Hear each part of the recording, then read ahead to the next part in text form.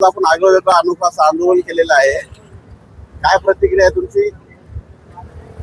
सर्वप्रथम आम्ही धन्यवाद देतो विकास लवंडे साहेबांना की त्यांनी मुस्कटदाबीचा विरोध करून या खोट्या वारकऱ्यांना विरोध करून खरं बोलायची हिंमत ठेवली आणि ते बोलत राहणार आणि आम्ही त्यांच्या बरोबर आहेत. दुसरं जे घुसखोरी करणारे शास्त्री सुद्धा म्हणून घेतात सन्माननीय संग्रामजी भंडारी यांचा आम्ही जोडे मारून निषेध केला आहे. आणि विकास लवंडे साहेबांना एवढं सांगणं आहे की बस तुम्ही साहेब तुमचं निर्भीड बोलणं चालू ठेवा, आम्ही सगळे तुमच्या बरोबर आहेत. दुसरं, देशाचे पंतप्रधान नरेंद्र मोदी जिथं सांगतात की आपली किती ट्रिलियन आपली आर्थिक परिस्थिती सुधारलेली आहे आणि अशा परिस्थितीत लोकांना घाबरायचं काम ते करतात आहे की सोने खरेदी करू नका, मेट्रो ट्रेनने जा. तर आम्ही मग सामान्य माणसं जर सोनं खरेदी करणार नाही मग ते सण कसे करणार, हिंदू सण कसे करणार?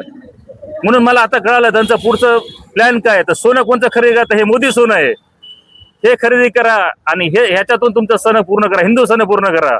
आणि जिथं मेट्रो ट्रेन नाही तिथं मोदी मेट्रो ट्रेन अशी येईल, याच्यामध्ये बसून तुम्ही प्रवास करा, असं मोदी साहेबांचं म्हणणं आहे. सर्वसामान्य लोकांची थट्टा करायचं काम त्यांनी चालू केलेलं आहे. इथे पुरोगामी महाराष्ट्रामध्ये आता बोलण्याचा सुद्धा अधिकार राहिलेला नाही. पुरोगामी महाराष्ट्राला संपवायचं काम करायचं काम भाजप पूर्णपणे करत आहे. स्वतः काही गोष्टी स्वतः करता येत नाही म्हणून असे खोटाड शास्त्री लोक पुढे करून आज बघितलं आपण की सगळे भोंदू बाबांचं कशा प्रकारे निघतात ते. एकीकडे लव जिहाद सांगितलं जातं आणि दुसरीकडे खराताचा या भोगी बाबाचं समर्थन केलं जातं. लाज वाटत नाही भाजपचे लोक, आम्ही याचा निषेध करतो. एकीकडे जनसमुदाय कायदा काही महिन्यापूर्वी पारित केला होता, त्यानंतरचा हा सगळा विषय सुरू आहे का? जनसुरक्षा कायदा हा फक्त विरोध करण्यासाठी आहे.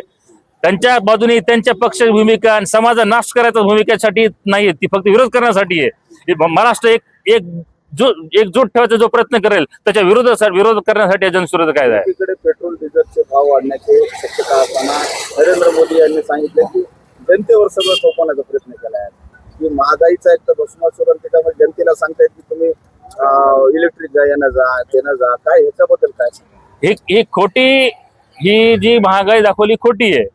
जर पेट्रोल डिझेलची अशी परिस्थिती निर्माण होणार होती तर मग यांची जी मैत्री आहे भारत देशाच्या लोकांबरोबरची, म्हणतात आम्ही एवढे 500 देश फिरून आलेत, हे यांची मैत्री गेली कुठे? यांना कोण काय मदत करत नाही.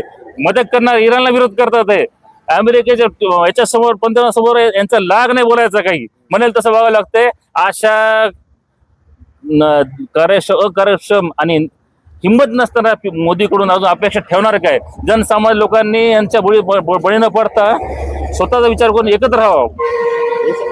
बीजेपी एकीकडे सांगते की भारताला आर्थिक महासत्ता आपण बनत आहोत, 3 ट्रिलियन क्रॉस करत आहोत, पण मूलभूत प्रश्नावर सुद्धा कोणी बोलायला तयार नाही.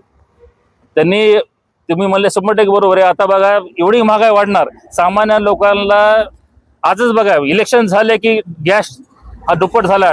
सामान्य घरचा गॅस 300 वाढला, पेट्रोल डिझेल 100-200 वाढेल आता.